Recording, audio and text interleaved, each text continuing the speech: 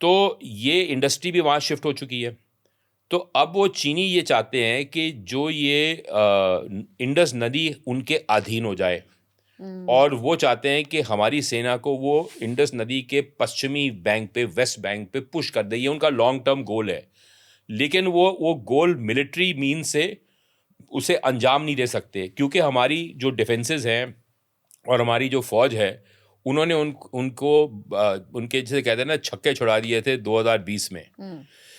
तो अब वो जानते हैं कि मिलिटरीली वो नहीं कर सकते, लेकिन वो और साइबर अटैक कर सकते हैं कि आपका जो बिजली का ग्रिड है जो वो उसको शट डाउन कर जाएं, तो एयर कंडीशनिंग बंद हो जाएगी। एयर कंडीशनिंग बंद होगी तो सारे के सारे जो सेंसर्स है, इलेक्ट्रॉनिक्स, कुछ भी नहीं चलेगा, खराब हो जाएगा सब। आपका जो पूरा कमांड एंड कंट्रोल इंफ्रास्ट्रक्चर है वो बिल्कुल चल नहीं पाएगा। हाँ।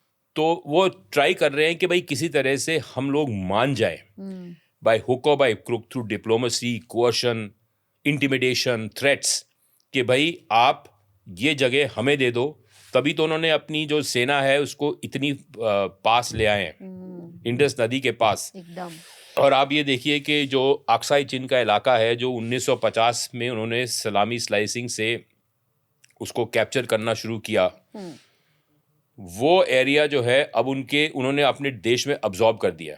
अब जब आर्टिकल 370 सरकार ने पास करवाया था पार्लियामेंट में 2019 में, तो बयान बड़े काफ़ी आए थे कि हम पीओ को भी ले लेंगे, हम ये जो अक्साई चीन का हिस्सा है वो भी ले लेंगे वापस। पर क्या हुआ, क्या लिया आपने? 5 साल हमारा दावा था। हमारा दावा था। हाँ। 5 साल हो गए, आपने कुछ भी नहीं किया उसको लेने के लिए। उल्टा आप दबाव में आके आपने 3-4 हजार किलोमीटर की जमीन और एक्सीड कर दी चीन को, उसी ईस्टर्न लद्दाख में। तो ये थ्रेट बहुत बड़ा है, और इसके लिए हमें चूज करना पड़ेगा कि क्या हम चीन के गुलाम बनना चाहते हैं, या हम चीन के जो दुश्मन हैं उनके साथ में हाथ मिला के, जो हमने किसी एक किस्म का हाथ मिलाया हुआ है, लेकिन वो मतलब उतना मजबूत हैंडशेक नहीं है। आफ्टर ऑल 2020 के बाद में जो इंटेलिजेंस हमें मिल रही है चीन के बारे में, वो अमेरिका और इजराइल दे रहा है। अब हम कहते हैं कि we are strategically autonomous, non aligned, but where is it getting you? Because the Chinese want you to be strategically autonomous so that you cannot pose a threat to them. You just remain there, but So you can't you have to leave. choose your side, because your enemy's enemy is your friend. Who is China's enemy? America. Who is your enemy? China. So by default, America becomes your friend. Israel becomes your friend. Western Europe becomes your friend. Yeah. तो ये लोग, इनके politics में हमारे भारतीय नस्ल के लोग हैं, इनके ब्यूरोक्रेसी में हैं, इनकी सरकार में हैं। चाहे आप कनाडा देखो, अमेरिका देखो, इंग्लैंड देखो, ऑस्ट्रेलिया देखो, न्यूजीलैंड देखो, सब भारतीय नस्ल के लोग सब जगह हैं। हाँ। चीन में कोई भारतीय नस्ल के लोग हैं? वो होने भी नहीं देंगे ना। रूस में हैं? वो तो होने ही नहीं देंगे। तो इनका जो गुट बना हुआ है, China, Russia, Pakistan, north Korea, Iran, इनकी जो ग्रुपिंग है वो फंडामेंटली हमारे खिलाफ है, हमारे वैल्यूज के खिलाफ है, हमारी संस्कृति के खिलाफ है, हमारे धर्म के खिलाफ है। लेकिन फिर भी ये सरकार जो है ये आकर्षित है चीन के प्रति।